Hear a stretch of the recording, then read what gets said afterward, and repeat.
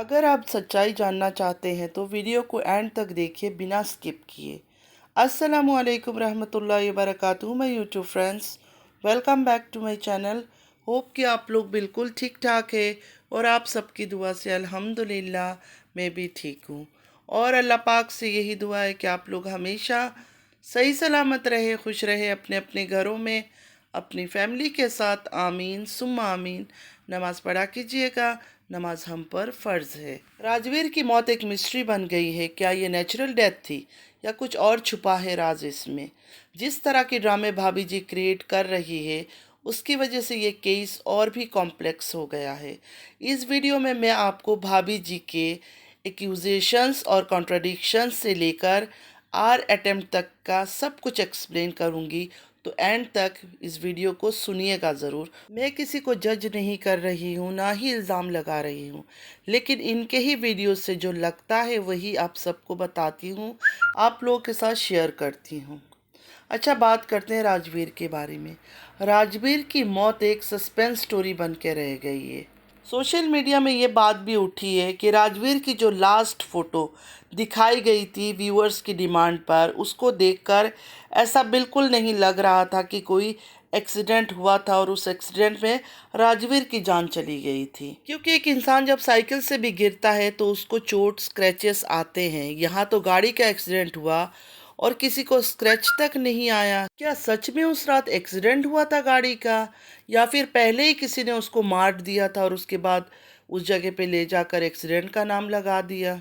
Postmortem क्यों नहीं करवाया ये समझ नहीं आ रहा। फैमिली ने एफआईआर क्यों नहीं दर्ज करवाया? अंशी से जब पूछा गया पोस्टमार्टम के बारे में, हैरत की बात एक छोटी सी बच्ची से पूछा जा रहा है कि पोस्टमार्टम क्यों नहीं किया, तो उसने जवाब दिया कि जो राजवीर की मम्मी थी वो और अंशी जो है वो विलेज में थे, और जो राजवीर के पापा है वो शिवपुरी में थे, और जो राजवीर की वाइफ भाभी जी है वो अपनी मम्मी के पास थी।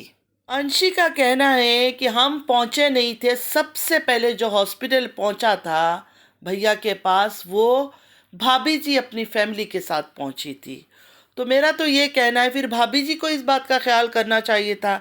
भाभी जी को कहना चाहिए था कि इनका पोस्टमार्टम किया जाए। अंतिम संस्कार, मतलब अंतिम संस्कार जो ये लोग करते हैं जो हिंदू रिलीजन में, वो सब भी नहीं शो किया। ये लोग ब्लॉगर है, हर छोटी से छोटी चीज़ को कैप्चर करते हैं कैमरे में। कोई मर रहा है, कोई जी रहा है, कोई रो रहा है, कोई हंस रहा है, कोई वॉशरूम जा रहा है, इस चीज़ को भी ये लोग कैप्चर करते हैं और दुनिया को दिखाते हैं। लेकिन राजवीर का अंतिम संस्कार भी ऐसा लगता है चुपके से कर लिया। क्यों, किस लिए, ये बात आज तक एक राज है। मैंने इसलिए कहा कि भाभी जी को बोलना चाहिए था पोस्टमार्टम करे, क्योंकि सबसे पहले वो पहुंची थी, उन्होंने लाश को देखा। तो उन्होंने जब लाश को देखा और लाश के ऊपर कोई स्क्रैचेस नहीं था, एक्सीडेंट होता है तो आपको पता है गाड़ी के अंदर एक्सीडेंट होती है तो क्या हालत होती है लाश की। ऐसे तो कोई इंसान दुनिया से नहीं चला जाता है, जाहिर सी बात है उसको चोट लगती है, वो हर्ट होता है, तब जाकर उसकी मौत होती है। ऐसे बैठे बिठाए कि बस गाड़ी में धक्का लग गया और कोई चला गया, ऐसा तो नहीं होता है ना। दूसरी बात, जब राजवीर की मम्मी जो है हॉस्पिटल में पहुंची अंशी के साथ, उस वक्त उस औरत का क्या हाल होगा, जो भी माएँ हैं वो समझ सकती है कि एक जवान बेटा वो खो चुकी थी कोविड के दिनों में, और एक बेटा अभी उसका दुनिया से चला गया। तो वो तो होशो हवास में थी ही नहीं कि वो कुछ बोल सके, या वो माँ तो इतनी तकलीफ में और इतनी अजियत में होगी कि उनको तो समझ ही नहीं आ रहा होगा कि ये सब क्या हो रहा है। जिस माँ के आंखों के सामने उसके जवान दो दो बच्चे दुनिया से चले जाएं, उनका क्या हाल होगा ये हम समझ सकते हैं। राजवीर की मौत की अच्छी से इन्वेस्टिगेशन होनी चाहिए। कोई एक्सीडेंट का केस तो नहीं लग रहा है, क्योंकि ना तो उसकी पोस्टमार्टम हुई है, ना ही कोई एफआईआर दर्ज करवाया गया है। भाभी जी कहती है घर वालों ने एफआईआर दर्ज करने से इनकार कर दिया कि एफआईआर दर्ज नहीं करना है। अंशी कहती है भाभी जी ने सुसर जी को रो धोकर रोका कि केस नहीं करना वरना मेरी बच्चियों के दुश्मन निकल आएंगे, और अगर आपको भी कुछ हो गया सुसर जी तो हम लोग क्या करेंगे। अंशी कहती है कि भाभी जी ने एफआईआर दर्ज करवाने नहीं दिया, रोक दिया कि नहीं करो एफआईआर दर्ज, हमारे दुश्मन निकल आएंगे, हमारी बच्चियों के लिए खतरा बन जाएगा। दूसरी तरफ भाभी जी कहती है कि मैंने बहुत कहा इनको कि एफआईआर दर्ज करो, लेकिन जो राजवीर के पापा है उन्होंने एफआईआर दर्ज नहीं करवाया, उन्होंने इग्नोर कर दिया मेरी बात को कि नहीं करना है एफआईआर दर्ज। राजवीर के पापा को क्या फायदा हुआ एफआईआर दर्ज ना करके? क्यों उन्होंने एफआईआर दर्ज नहीं किया? उनका बेटा था, एक बेटा कोविड में वो खो चुके थे, दूसरा बेटे का एक्सीडेंट हुआ और उसमें भी अंदेशा ये आ रहा है कि शायद उसको जानबूझ के मारा गया है। फिर भी उन्होंने एफआईआर दर्ज नहीं किया। क्यों नहीं किया? सौतेला बेटा तो उनका था नहीं कि मर गया तो मर गया, कोई परवाह नहीं है। जाहिर सी बात है, उनका अपना सगा बेटा था, उनको भी वही दर्द तकलीफ हुई होगी। अब एफआईआर दर्ज ना करने के पीछे क्या वजह था? कोई बहुत बड़ा रीज़न होगा जिस वजह से एफआईआर दर्ज नहीं करवाया राजवीर के पापा ने। अब ये तो जब इन्वेस्टिगेशन होगा तभी पता चलेगा कि आखिर वो क्या वजह थी कि ना एफआईआर दर्ज हुआ, ना पोस्टमार्टम हुआ, ना अंतिम संस्कार करते हुए किसी को दिखाया। इतना जल्दी और छुपते छुपाते ये सब क्यों किया गया, ये बात अभी तक समझ से बाहर है और लोग भी इस चीज़ से कंफ्यूज है कि क्यों इतना छुपन छुपाई का खेल चल रहा था राजवीर की मौत को लेकर। अब थोड़ा बात कर लेते हैं भाभी जी की कंट्रडिक्शंस और एलिगेशंस पर।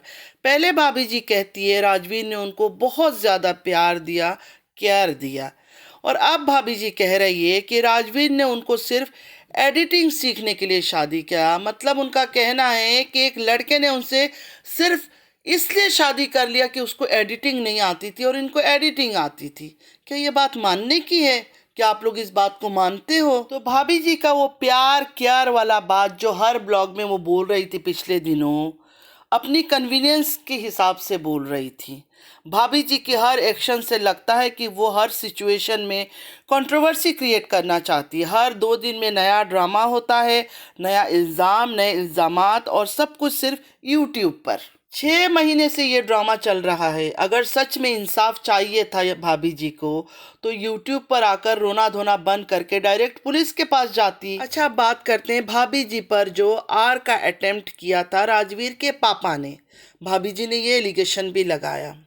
ये सबसे ज़्यादा शॉकिंग चीज़ थी जब भाभी जी ने अपने फादर इन लॉ पर आर अटेम्प्ट का इल्ज़ाम लगाया। अगर सच में इस तरह का गंदा हरकत हो रहा था या कर रहे थे कोई भाभी जी के साथ, ससुर बाप की तरह होता है, अगर वही हैवानियत पर उतर आया तो भाभी जी कानून के पास क्यों नहीं गई? किस बात का वेट कर रही थी? किसी का भी ससुर अगर उसके साथ इस तरह का ज्यादती करे, उसके साथ इस तरह हैवानियत करे, तो उनको तो चाहिए इमीडिएटली पुलिस के पास जाए, लीगल एक्शन ले। भाभी जी क्यों चुप करके बैठी हुई थी? अब भाभी जी के जो अंधे भक्त है वो कहते हैं कि भाभी जी इतनी अच्छी है, वो इसलिए खामोश थी इतने टाइम तक, वो नहीं चाहती थी कि घर की बात बाहर लेकर आए। तो अभी 6 महीने से भाभी जी क्या कर रही है? घर की बातों को कौन बाहर लेकर आ रहा है? कभी ससुर ने मेरे साथ ये अटेम्प्ट कर लिया, कभी मुझे मारा, कभी मुझे पीटा, कभी मुझे गाली दी, कभी प्रॉपर्टी की लड़ाई। ये जो दुनिया भर में ढिंडोरा पीट रही है सोशल मीडिया में आके, तो ये सब कौन कर रहा है? जो घरेलू औरतें होती है ना, वो घर वालों को बदनाम नहीं करती है इस तरह का। या अगर वो बेइंतहा ख़राब है, गंदे हैं, बर्दाश्त के बाहर है, तो सीधा सीधा पुलिस के पास जाना चाहिए और केस कर देनी चाहिए कि इनको सज़ा दिलवाए, ना कि इनको दुनिया के आगे बदनाम करे। जब इनके साथ इतना टॉर्चर हो रहा था, इतना जुल्म हो रहा था, इनके जो सपोर्ट सिस्टम थे, इनके भाई और माँ, वो लोग कहाँ थे? वो उस टाइम पर क्यों गायब थी? क्या भाभी जी अपनी दुख सुख की बातें अपनी माँ से शेयर नहीं करती थी? जब घर छोड़ रही थी तब तो भाभी जी की माँ और भाई को देखा घर के अंदर आए, सारे सामान वगैरह पैकिंग कर रहे थे। तो जब बेटी पर इतना जुल्म हो रहा था तो उस टाइम पर बेटी को बचाने के लिए क्यों नहीं आए ये लोग? जालिम ससुर से बचाने के लिए अपनी बेटी को, अपनी बहन को, भाई और माँ क्यों नहीं आए? भाभी जी को देखकर ऐसा लगता तो नहीं है कि कोई भाभी जी पर जुल्म करेगा, अत्याचार करेगा और भाभी जी खामोश होकर सहती रहेगी। जो रिकॉर्डिंग भाभी जी ने सूरज की सुनाई थी, आप सबको याद होगा कि वो मार रहा था, बहुत गलत कर रहा था। इस चीज़ को मैं बिल्कुल सपोर्ट नहीं करती हूँ कि कोई भी आदमी औरत पर हाथ उठाए, लेकिन भाभी जी मार जब खा रही थी तो भाभी जी रुकी नहीं है, हर बात पे वो जवाब दे रही थी। आखिरकार राजवीर सूरज ने कहा कि मैं तुमसे बहुत प्यार से बात करने के लिए आया था, लेकिन तू किस तरह मेरे साथ बात कर रही है। शायद आप लोग को वो बात याद होगा। चलो मान लिया भाभी जी जो भी कह रही है एक एक बात सच है, कोई झूठ बात नहीं है उसमें। सिर्फ ये बात मैं कहना चाहती हूँ, 6 महीना हो गया भाभी जी को घर छोड़े हुए। भाभी जी कानून की मदद क्यों नहीं ले रही है? यूट्यूब में आकर रो रही है, धो रही है, धमकियाँ दे रही है, मैं ये कर लूँगी, मैं वो कर लूँगी, मैं अपनी जान दे दूँगी, अगर मुझे कुछ हो गया, मेरे बच्चों को कुछ हो गया तो ये जिम्मेदार है, वो जिम्मेदार है। ये सब ड्रामे करने से तो बेहतर था कानून के पास चली जाती। सुसर जी पर एलिगेशन लगा रही कि उन्होंने मेरे ऊपर ये अटेम्प्ट लिया। आपके पास एविडेंस है, सबूत है, कुछ है तो लेके जाओ पुलिस स्टेशन में। ऐसे अगर उनको बदनाम कर ही रही हो तो इससे तो बेहतर है पुलिस स्टेशन में जाके केस कर दो, सजा दिलवा दो, खत्म बात। अंशु ने कल लाइव में कहा कि भाभी जी को आप लोग गरीब बोलते हो। जब वो घर से निकली थी, मतलब ससुराल छोड़कर गई थी 6 महीना पहले, उनके अकाउंट में 1 करोड़ था। और ये बात मुझे लगता है अंशी सच बोल रही है, क्योंकि भाभी जी ने फ़ौरन बिजनेस सेटअप कर लिया, गाड़ी ले लिया। इतनी जल्दी एक औरत सब कुछ तभी कर सकती है जब उसके पास इनफ अमाउंट हो या फिर अच्छी खासी सेविंग हो। जब से भाभी जी ने घर छोड़ा है कुछ ना कुछ ड्रामा चल ही रहा है। भाभी जी ही ख़त्म नहीं करना चाहती है सब लड़ाई, ऐसा लगता है। भाभी जी को कंट्रोवर्सी बहुत पसंद है। अब तो वो पूरी तरह से आज़ाद है, जो मर्जी कर सकती है। फिर भी भाभी जी को ना जाने चैन क्यों नहीं आ रहा है। मैं अंशु की कोई सपोर्टर नहीं हूँ, बट स्टिल वो एक बच्ची है, कोई बड़ी औरत नहीं है। ज़्यादा से ज़्यादा कितनी एज की होगी अंशी? 15, 16, 17, 18, इससे ज़्यादा तो नहीं होगी ना। वो इतना दिमाग नहीं चला सकती है। कहने का मतलब ये है, इतनी कनिंग नहीं हो सकती है वो इस उम्र में। आप लोगों को तो याद होगा अंशी से जब भाभी जी विलेज मिलने गई थी तो अंशी कैसे गले लग कर उनकी और बच्चों की रो रही थी। तो उसी से पता चलता है कि अंशी को कितना प्यार है इन बच्चों से भी, भाभी जी से भी। मतलब वो बच्ची सबसे प्यार करती है। और जब जब वो सूरज की या राजवीर के बारे में बात करती है, उसकी बातों से पता चलता है कि उन दोनों से भी, अपने दोनों भाइयों से वो कितना प्यार करती थी। मैंने बस एक चीज़ नोटिस किया है, जो भी भाभी जी की बात नहीं मानता है ना, भाभी जी की कमांड को फॉलो नहीं करता है, भाभी जी उसके खिलाफ हो जाती है।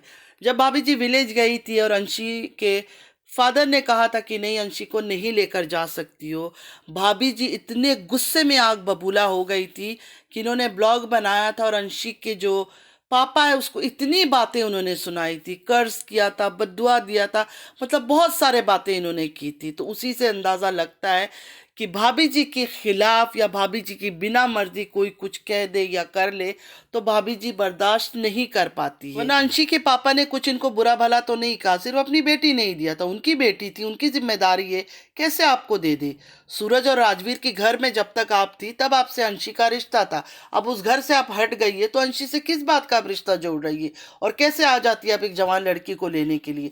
खुद आपने वो घर छोड़ दिया, उनके खिलाफ रात दिन बातें कर रही है, तो वो बाप आपके घर में कैसे अपनी बेटी भेज दे? अच्छा, अब बात करते हैं भाभी जी के रिसेंट कम्युनिटी पोस्ट पर। एक फ़ोटो डाला, उसमें इनको मारा पीटा गया है, साफ दिख रहा है। अब न्यू है या ओल्ड है, अल्लाह नोज़ बेटर। इन्होंने खुद क्रिएट किया है या क्या, नहीं पता मुझे। उसमें लिखा है, अंशु बेटा बताओ ये किसने मारा था 12 मई 2024, कितने लोगों ने मिलकर और दारू पीकर क्या क्या हरकत की थी मेरे साथ, ये मैं बताऊंगी या आप बताओगी? भाभी बहुत बुरी है, बट भाभी की ये हालत किसने की थी ये तो बता सकती हो। आप चुप मत रहो, सारे राज खोलो, बताओ क्या क्या किया तुम सब ने मिलकर और किस हद तक गिरे, कैसे एक औरत के साथ गंदी हरकतें की, उसने नहीं मानी तो उसको मारा। ये सब तुम खुद बताओगी और अपने मुंह से बताओगी, इंसाफ तो अब होगा। और साथ ही अंशु को धमकी भी, आप जो बोल रही हो ना पुलिस को कितने पैसे दिए हैं मैंने, आप चिंता मत करो, पुलिस आपके घर आएगी तो पूछ लेना। मतलब एक बच्ची को धमकी दिया जा रहा है, पुलिस का डर दिखाया जा रहा है कि तुमने जो बोला था मैंने पुलिस को पैसा दिया है, अब पुलिस तुम्हारे घर आएगी तो तुम पुलिस से पूछ लेना। अब जो फोटो इन्होंने कम्युनिटी पोस्ट पर डाला है वो देखने से तो लग रहा है कि हाँ उनको मारा पीटा गया है।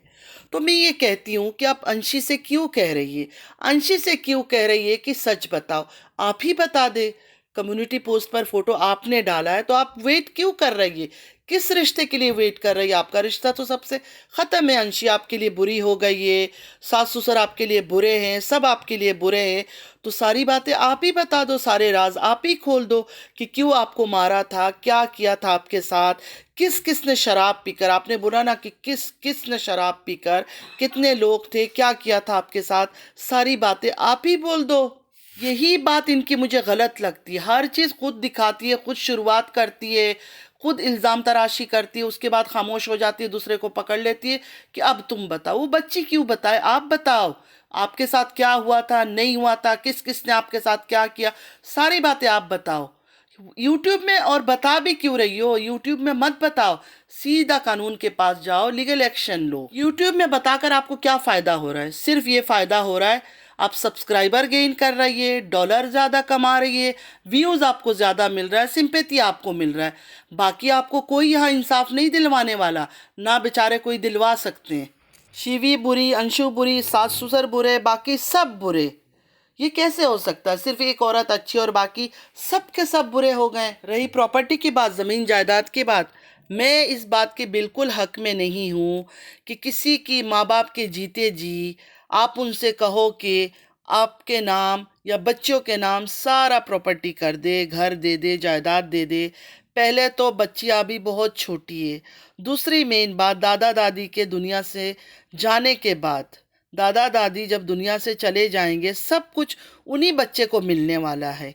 और इन केस अगर उनका कोई पर्सनल प्रॉपर्टी है, मतलब आपके इन लॉज के अगर कोई पर्सनल प्रॉपर्टी है जो सिर्फ उनका है, मीन आपके सास ससुर का जो सिर्फ उनका है, उनके पैसों से उन्होंने ख़रीदा है या लिया है, तो उनकी मर्जी, वो किसी को भी दे दे, इस पे आप कुछ नहीं कर सकती है।